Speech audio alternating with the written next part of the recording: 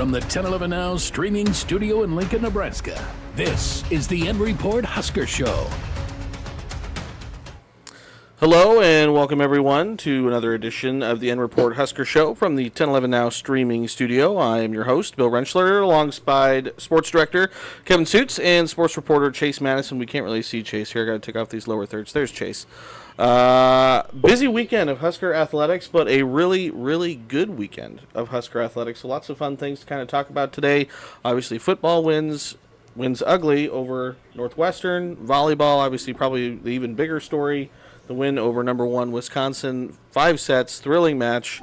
But you also had the Husker swimming and diving team that won their meet. Husker soccer clinched to share the regular season Big Ten title. So lots of good things kind of going on in Huskerland, guys. So Saturday lived up to the hype for the fans, and they got 2 wins. And the games were back-to-back. And so if you write up the dream scenario of a fall Saturday for Husker Nation, the tailgating was good, the football game, well, the result was good. The result was good. And we'll spend the next 30 minutes or so unpacking the football game. But the result was good. And then the volleyball match was absolutely electric, historic crowd, largest crowd ever inside the Devaney Center for a volleyball match. Over 9,000 fans. And then everybody knows it went 5 sets. It was a deuce game at the end. 15-13, Nebraska wins set 5. They become the number 1 team in college volleyball. But that's a day that Husker fans are going to talk about for a long, long time. And not just the crowd in the Bob, but you also had, it was the most watched volleyball match in Big Ten Network history, I think is what they put out today. It was over a 600,000 number. And, they outdrew the football team on Big Ten Network. So, Chase, you were in the Bob for the match, right? Yeah, I was in the room where it happened, I guess you could say. And John Cook pointed out today in his press conference, he wasn't trying to, poke fun at football or have a rivalry. He was just pretty impressed with the numbers and even, I think, taken back by over 9,000 there in person. It was a hot ticket to get, and the game lived up to the hype. But I think, it's just volleyball's hot right now. People are gathering around it. And besides the 2 teams playing 1 and 2, the sport has a lot more eyeballs on it, which is just great for women's sports. I chuckled. John Cook didn't want to say it, but he was also like, we outdrew football on BTN and we hold the attendance record in Memorial Stadium. He probably never thought he would see the day. Oh, absolutely not. But this year just has something special about it. And Cook is pretty reserved about saying that, but as media members and as fans, we can say that. And I feel like this volleyball team has a little bit of a Beatles mystique to it. Yeah. Because when they go on the road, we're now seeing the effect of Nebraska volleyball. There's always been a good crowd that has supported Nebraska volleyball, no matter whether they were in the Big 10, Big 12, when they go to Waco, Texas, or Champaign, Illinois, or Columbus, Ohio. There's a smattering of red in the crowd. But now we're starting to see that opposing teams are selling out their venues to watch their team play Nebraska, because if there is a team or a game that you would want to go take in if you were at some of these opposing Big Ten schools, it would be with Nebraska in town. Not only the fact that they are undefeated and ranked number 1 in the country prior to this week, number 2 in the country, but it's the team that got all the national publicity when they held the outdoor match. So that's what I mean by they have the Beatles type mystique to them, because everybody's fascinated with them. And then here locally, everybody wants a piece of this volleyball pie. Mm-hmm. And there's plenty to go around. There's a lot of, they're all young, but there's a lot of big names with this team, between Harper Murray, Andy Jackson, Lexi Rodriguez, and all the rest of them. It's all, in my opinion, a residual effect of Volleyball Day in Nebraska, because that had so many eyeballs inside Memorial Stadium, and then the headlines, the images, everything afterwards. If you weren't there, you were like, wow, that's remarkable. And now your curiosity turns up with this volleyball program. And, oh, by the way, they're winning. So you're really going to latch onto them, and they're a national championship contender right now, number one. They got all the first-place votes except for one this week, which, whatever. Everybody knows they're the number one team in college volleyball. They just beat the previous number one. It was a match. And Chase, it was just incredible being there, right?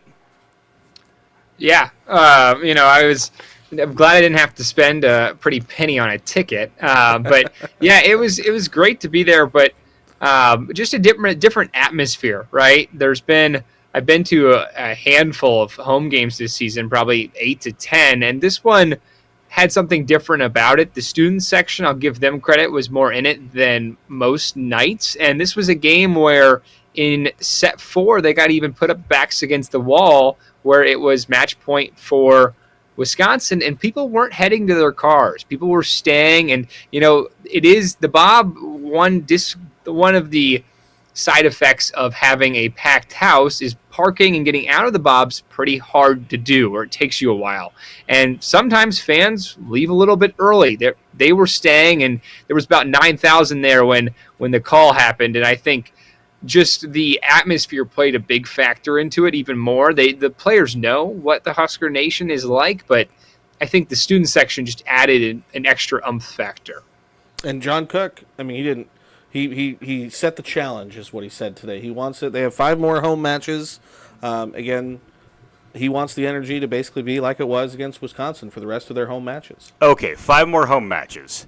It's going to be more than 5. They're going to host in the first and second rounds. And right now, one of the effects of winning against Wisconsin, I think Nebraska is in a really good spot to host for regionals. So they may not have to play outside of the Devaney Center in the postseason until the Final Four, which is in Tampa, Florida. Mm-hmm. I think that's the significance of that win. Outside of maybe some big and unexpected hiccups on the backside of the Big Ten schedule, I think Nebraska is going to be hosting for regionals. Yeah. And that has not happened in several years. So it was a big-time result. And Chase mentioned the call. So it comes down to a net violation on Wisconsin. If you're watching the Big Ten Network broadcast late Saturday night, you saw the replay in which Wisconsin went into the net.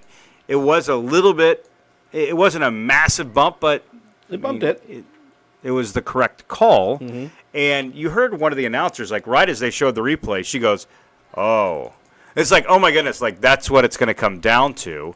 And some people even wonder, why was that call not made to begin with? I had a discussion with my wife regarding this, and she, having played at Nebraska and being connected in the volleyball community, said that, challenges and replays have taken a lot of pressure off of the officials. Mm-hmm. Would you want to be the official to call the net violation that would decide that match? No. But no. There was a picture on Twitter, I think, of when the referee told the other official that they were going to overturn it. Correct. You could see her eyes kind of popping. Correct. So, but to my point, like, no official wants to make that call. Mm-hmm. No, people don't want to inject themselves into the situation and make a call, and you better be doggone sure that that's the call. So, replay and challenges have taken the onus off of the officials. And if the coaches think that it happened and it could determine a game, then you challenge it. And then now the videotape is going to make the call. Mm-hmm. So that's a little insight into that match point, which was so pressure-packed. And, it didn't crescendo to the climax. It just abruptly happened. Because there was the waiting during the review. And then once the call was made, man, it was madness on the court. Yeah, and just like a full 180 of emotions for some of the players, because Harper Murray, who had some huge kills in that 5th set, struggled a little bit in the 4th set, but just turned it around in the 5th set. She was the one who hits it wide out of bounds on the play, and just her head goes down, kind of distraught initially as they get into the huddle. And then there's actually a clip that I saw from the game where her head pops up because Bergen Riley was like, I think they hit the net. And then they talked to Jalen Reyes, and then eventually Cook challenges. And so from going to now it's Point Wisconsin, now they're back to serving, and that would have made it 14-14. So we would have kept going to a win by 2 scenario.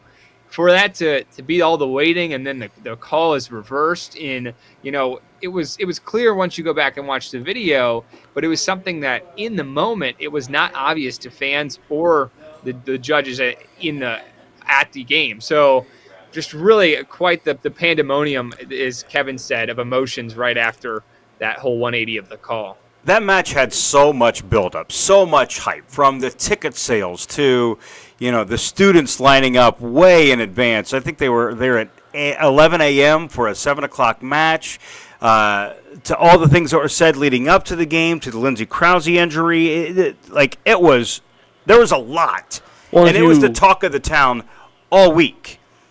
Never mind the football game, but let's be honest. Nebraska-Wisconsin volleyball was what dominated the sports conversations in the local coffee shops, the department stores, everywhere. And for it to actually deliver and match the hype and possibly exceed it, that's pretty rare. It is. And that's where I think so many people, what are we, 4 days removed from it? Still talking about it. And it's not just because we get the viewership numbers today and because the poll came out on Monday. It's just, no, it was that amazing of an experience. And that's what everybody said about Volleyball Day in Nebraska, because there was so much hype with that event beyond the volleyball, just being inside Memorial Stadium, an outdoor venue to watch an indoor sport be played. The event with the fireworks, everything. There are 2 times now in the course of one season with Nebraska volleyball where things have been hyped up beyond regularity, and they have not only met but possibly exceeded it. And it's all about the experience of the fan and the volleyball goer that has just been so great. And as John Cook said, women's sports are on fire right now. Well, no, his sport is on fire right now. Volleyball, these television numbers are off the charts, and now we're seeing it broadcasted on ESPN, not just for the tournament, but midweek matches Wednesday. They've got a great spot on national television. And I feel like there is just so much momentum behind the sport of volleyball. And, oh, by the way, they're going to have professional volleyball played in Omaha starting in February. And you talked about the build-up. You were obviously in Memorial Stadium for the football game, watching it back here. The amount of promos that they ran during the football game for the volleyball game, it was a lot. And, they interviewed the color, Emily Amon, I think was her name. They interviewed her on the sideline. And so, and again, like you said, to actually have the build-up and have the game actually match the build-up and the hype, you don't see it that often. The Big Ten Network has to be whistling Dixie right now. You know what I mean? They have to be tickled pink with the way that this is all played out for them. The fact that they have always supported volleyball and they have, put a lot of resources into it as well. I wonder what the SEC network, the Pac-12 network, the Mountain West network, there has to be a high level of jealousy. Because, yes, as volleyball grows, the Big Ten seems to be so far in front of everybody else in terms of the way that they love on the sport and promote the sport. Because, as you mentioned, those commercials, it wasn't a, hey, catch it here or there.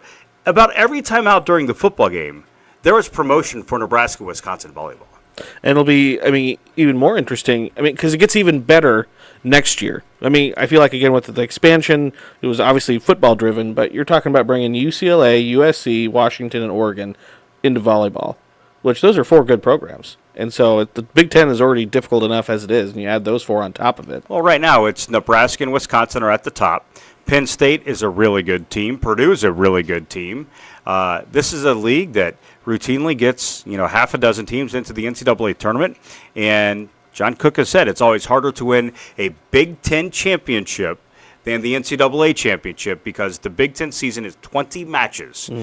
National championship, a run to the Final Four, and then winning the whole thing, it's 6 matches. Right now, as we do this podcast on Tuesday, October 24th, the Huskers are 10 matches in to the conference season.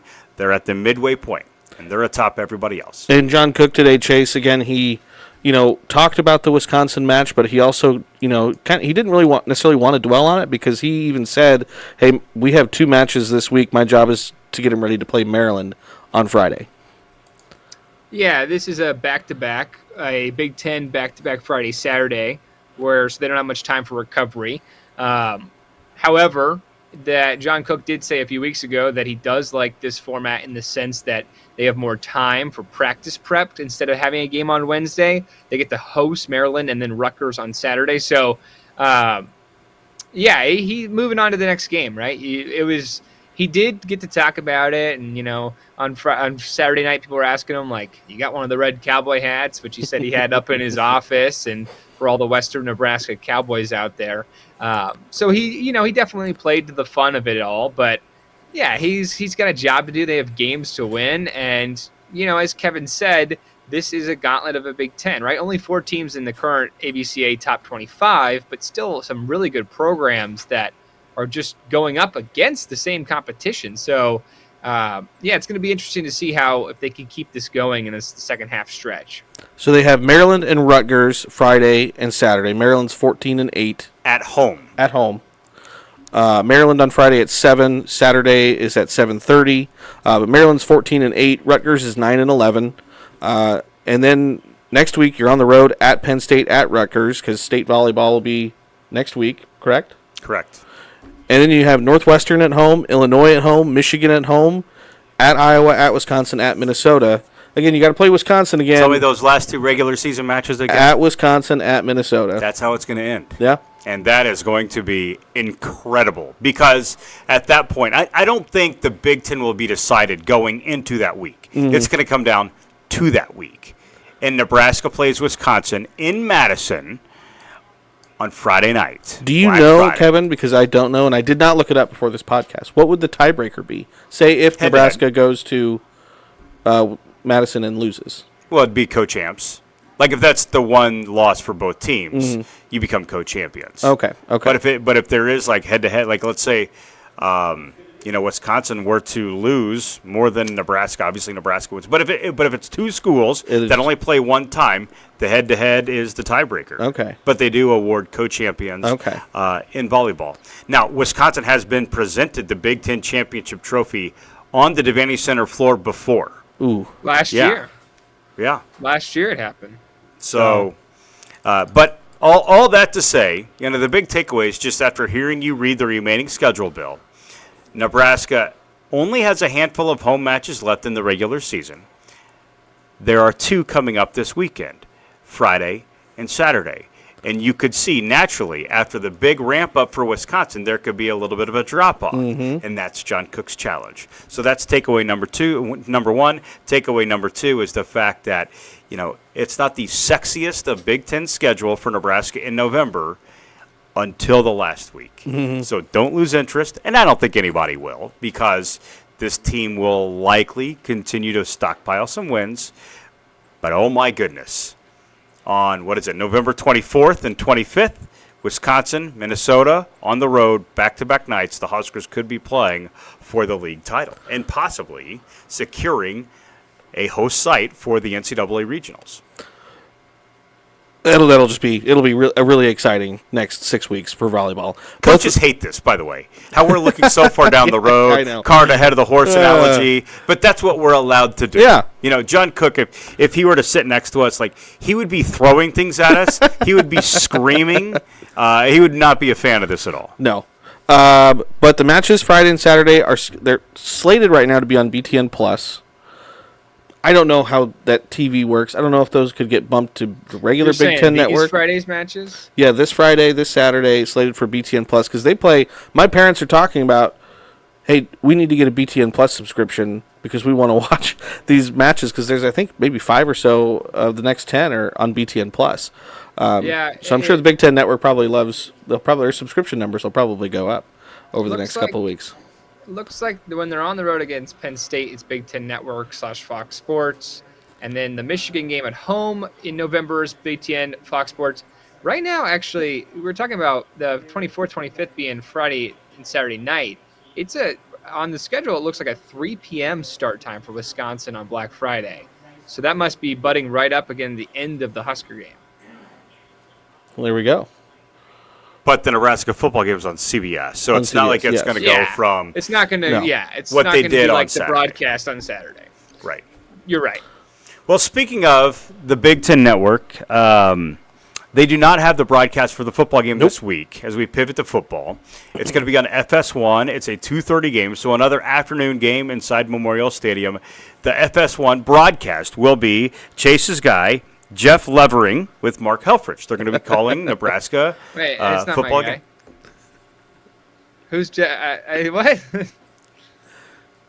My guy's Mark Followell. But... Okay, well, there we go. Well, I'm going to make Jeff Levering your guy as well. They have called Nebraska football before, a good announcer crew, but Nebraska's on FS1 for football again this Saturday. And right now, as of yesterday when I looked, 2.5-point favorite over Purdue. The over-under set at 42. Again, Purdue comes in 2-5 on the year, 1-3 in conference play. New coach, Ryan Walters. It was talked about with the press availability yesterday and today, but defensive guy, Harburg, I think, was talking about it was almost like Illinois 2.0. Because when you said Purdue and you're running through their stats, you kind of had a little scout, like I don't know about this team look on your face. Is that how you feel? I think Ryan Walters, that defense he fielded the last couple of years at Illinois was really, really salty. I think he's going to be a really good head coach. I think this is the first year, the struggles that every first-year head coach has. But I think they're a good team. I think they're going to play really good defense. And again, the Husker offense right now, we spoke about it ad nauseum, is a MASH unit, even more so again, obviously with the season-ending injuries to Ethan Piper, Turner Corcoran. What does your offensive line look like? Because obviously your bread and butter is running the football. Are you going to be able to do it against a pretty good defense and without some of your full-time starters? Okay, I get it. Yeah, that's where you stay on. I think it's pretty good. Yeah. And I think that Ryan Walters, who's a really good young defensive mind with a lot of energy, I think he's licking his chops right now in West Lafayette because he dialed up a really good defensive scheme at Illinois last year and helped that team contend for the Big Ten West Championship. How's Illinois doing this year? I would say so. Yeah, they're not doing very good. He left. Mm-hmm. He is trying to scheme for an offense with a 5-game starter at quarterback with a bunch of young, inexperienced offensive linemen and essentially a third-string running back who is now the starter because of the injury situation. Mm-hmm. You think he's excited about this matchup? Yeah. Absolutely he is. They're 2-5, but don't be deceived by Purdue's record. And that's why I think the betting line is what it is. Mm-hmm. It's 2.5, which typically you get 3 if you're at home. So on a neutral site, this is pretty much a pick 'em. Yeah. And I think that people in Vegas probably know, on paper, these two teams are pretty even. In fact, I don't know if Nebraska's defense right now is playing so well. That's what probably errs on the side of Nebraska being the favorite in this game, not to mention they're playing at home. Neutral site, though, Nebraska would maybe have a slight tick of an advantage, again, based on Nebraska's defense. But Purdue overall, they've got Devin Mockabee, a guy who was a walk-on a year ago who ran all over the Huskers last season. He's back and even better. He's rushed for about 5 yards per carry. God. You know, he was a little bit more of a fullback mold last year. He's a big guy. Now he's more of a tailback. Hudson Card is a kind of a do-it-all quarterback, and their offensive coordinator is Graham Harrell. You remember the air raid at Texas Tech? Well, Graham Harrell was one of the great quarterbacks who played at Texas Tech, and that's the offense he knows. That doesn't mean they're going to throw the ball 50 times inside Memorial Stadium on a gusty 46-degree day, but he has some principles that like to stretch the field, spread you out, and they're going to try to win in spacing. So I think that this is a team that probably deserves a little more respect than they're getting, in my opinion. Well, in Coach Walters' press availability on Monday, you know, he kind of came out of Colorado, so he was familiar with Nebraska through the Nebraska-Colorado rivalry, and he even said, you know, every time I see that N on that helmet, I don't like it. I don't like that color red. So again, like you said, he's licking his chops, and then I think he's got some, you know, personal, you know, not vendetta or whatever, but, you know, that rivalry from back in his youth. He has a different perspective of Nebraska than a lot of other people in West Lafayette. And Purdue's coming off a bye week. Mm-hmm. This is the second straight year the Huskers are going to have an opponent, or second straight week, where Nebraska's opponent is coming off a bye week. And I think that that's not to be overlooked with this as well. Because Ryan Walters, you know, he and his staff, they were watching Nebraska play Northwestern. And they were probably taking all the notes that they could about how they would scheme. And, Nebraska-Northwestern, that game was not over till Northwestern's last offensive snap. Mm-hmm. I mean, they had the football with a chance to drive the field and try to tie it in the closing minutes. I think Purdue's a little bit better than Northwestern. Mm-hmm. So we could be in for a pretty highly competitive game on Saturday. Yeah, Chase, I think if Nebraska wants to be successful, again, obviously Emmett Johnson probably going to have a big day, Anthony Grant, and players like Malachi Coleman, who we saw make that 44-yard touchdown catch against Northwestern, really need to have a good day. And like you mentioned, Kevin, the forecast for Saturday is not good. I don't think that you're going to see a whole lot of chucking the football around the field. Yeah, I think, whether this is a day to run the football, regardless, Nebraska's run game has been good as of recent, so that is a good sign. Emmett Johnson's been able to hold on to the football and had a few bursts. He had a 24-yard gain, I think, later in the game on Saturday. So, he's shown flashes at times. We know what Anthony Grant can do. Anthony Grant can be a game breaker, but he also can be an offense breaker with his fumbling. So they're kind of keeping him on a leash and allowing Emmett Johnson to step up into a bigger role. And yeah, I think this is a game that, if it is a situation where it's kind of a weather-dependent run the football, it kind of helps out Nebraska. But Tony White said it today that this is a Purdue offense that is not just a full air raid, right? They had Aiden O'Connell last year, and Tony White actually played Purdue last year. Aiden O'Connell threw for over 300 yards. Syracuse ended up winning that game, I believe, by 3. But this is Tony White has seen this Purdue offense. It's different now with Hudson Card, who came from Texas, but they still can run the football. I think they're running the football even more under Ryan Walters than they did last year, because Aiden O'Connell actually had over 400 passing yards against Syracuse last year. So when defense coached by Tony White. So I think, even if the weather might favor the Cornhuskers offense, this is a Purdue team that can run the football. And there's going to have to be guys that step up, and Nebraska's going to have to score points because this is not Northwestern. Purdue can score the football, and they've been able to put up some high numbers this season that makes you think that they're going to have some success against the Black Shirts. Black Shirts coming in now have 24 sacks on the year, which is actually tied for 8th in the country. One of those guys getting some of those sacks last week was James Williams. I had to look up. I was like, who the heck is number 90? Because he looked like he was shot out of a pistol. I don't know what you guys were thinking in the stadium if you had to grab the program guide too and be like, who's they number call 90? him the sack man. The sack man. That's what Ty Robinson told us today, is that these players have known about James Williams, but he has spent most of his season on the scout team. And this coaching staff, it's not just lip service. Mm-hmm. If you practice well, if you do the right things, they're going to find a way for you to get on the field. And they've done it in a variety of ways. Moving positions. They're just so not afraid to try and experiment and cross-train players. It's very fascinating.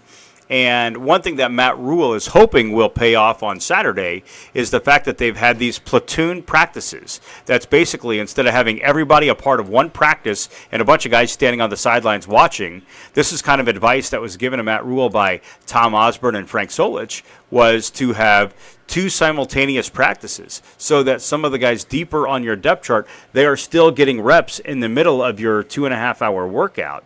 Well, they didn't know it at the time, but when they were doing that back in March, some of the guys that were probably in Group 2 or on Field 2, starting offensive linemen right now. Mm-hmm. Justin Evans-Jenkins is going to start on Saturday for Nebraska. I've always thought that he's pretty good. He's got really good feet from what I've seen of him. He's played center. He's played guard. And he's going to be a very important piece of Nebraska's offensive line. He's a redshirt freshman on Saturday. Henry Lutovsky. So if you go down the O-line and what it's going to look like, I mean, there is no Ethan Piper. There is no Turner Corcoran. Ben Scott, thankfully, his injury is minor. He's going to be back on the field. But this is going to be the first time this collection of 5 players will be on the field simultaneously. And that's going to be a variable for the Huskers. But it seems like Nebraska's confidence in the offensive line, despite all these moving pieces, it remains pretty high. And the reason is because they've watched some of these guys practice. And it's not like they were just holding water bottles during all these spring practices, fall camp, and early season practices. And Tony White said today, he was like, hey, one of the biggest reasons our defense is so good is because our offense is so good. Our offense can run the ball for 200 yards a game. That's why our rush defense is so good, is because we have to go up against these guys. So, again, you just have to I think it was asked to all the coaches today, whether they've been a part of a team that has had as many offensive injuries as this one has had, with the 2 more now announced this week with Piper and Corcoran. But, man. Billy Kip the fourth will not play on Saturday. Nuili will not play on Saturday. Tommy Hill, he's transitioned to mostly defense right now. He's day-to-day with an ankle injury. But, man, look at it. Monday, remember, it was back in mid-September, the day that Matt Rule got in front of the media, and he said, have some unfortunate news. Gabe Irvin's going to be out for the season with an injury. Ramir Johnson has a shoulder injury. He's going to miss the remainder. And in that moment, you were like, whoa. Both? Same week, same announcement. And we just replayed it.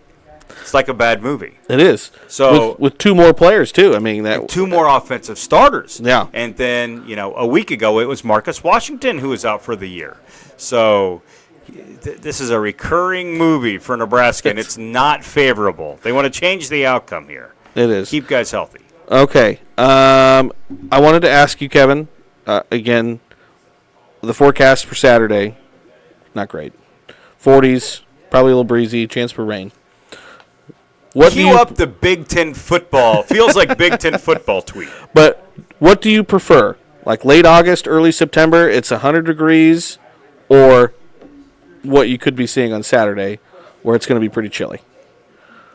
Well, I think Saturday's not going to be terrible. If you were to drop the temperature down to the 30s with the wind, I would take August. Michigan State when it was snowing a couple years ago. I mean, my thoughts on games in the snow. Absolutely love them because the video is outstanding. Yes, it is. And so for TV guys like Chase and I, give us a snow game all day long. If it's cold and not snowing, get me out of it. That's the point. Yeah, get the rain out of there. The rain games, no fun. Cold games with no snow, whatever. We can survive them. All right, we're not candy. You've kind of been conditioned by the early spring baseball games at Haymarket Park. Absolutely, yeah. But if you're asking me, would I rather take this Saturday or August 100 degrees? I'll take this Saturday. If you were to say it was going to be a high of 32 with no snow, would I take that or August? I'm taking August. All right. Chase, you agree? Yeah, I agree. Yeah, we'll have to see if it gets colder than what it was at Illinois, because with the wind at Illinois, it got pretty cold. I'm not saying that it's going to be that Illinois was worse than anything.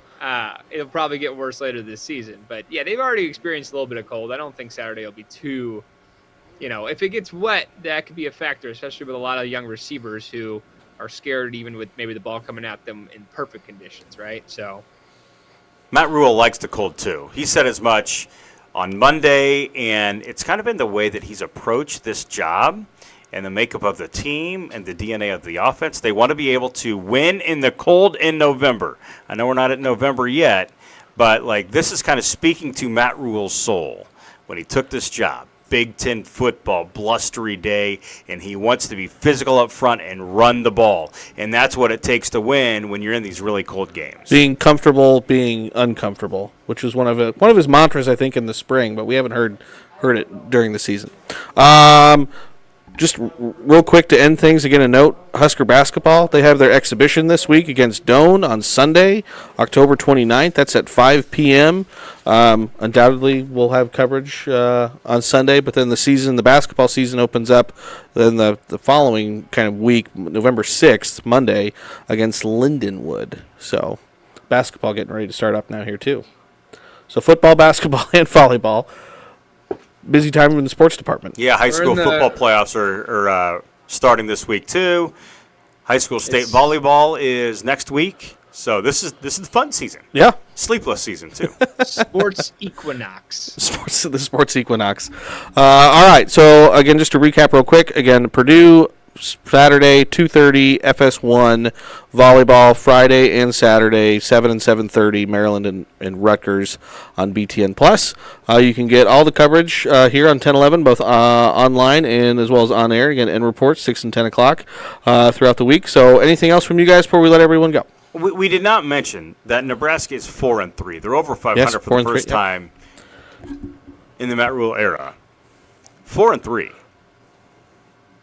And you know what 2 wins away is? It's a bowl. Bowl game. Well, on that note, we slide on out of here. All right. Appreciate everyone for tuning in and for watching again. As always, like I mentioned, keep tuned to 1011 both on air and online for all of your latest Husker content. You've been listening to the N Report Husker Show from 1011. Watch, listen, and stream on the 1011 Now app, on YouTube, or wherever you get your podcasts. For more Husker coverage throughout the week, watch the N Report on 1011 Sports at 6 and 10 p.m. and download the 1011 Now app.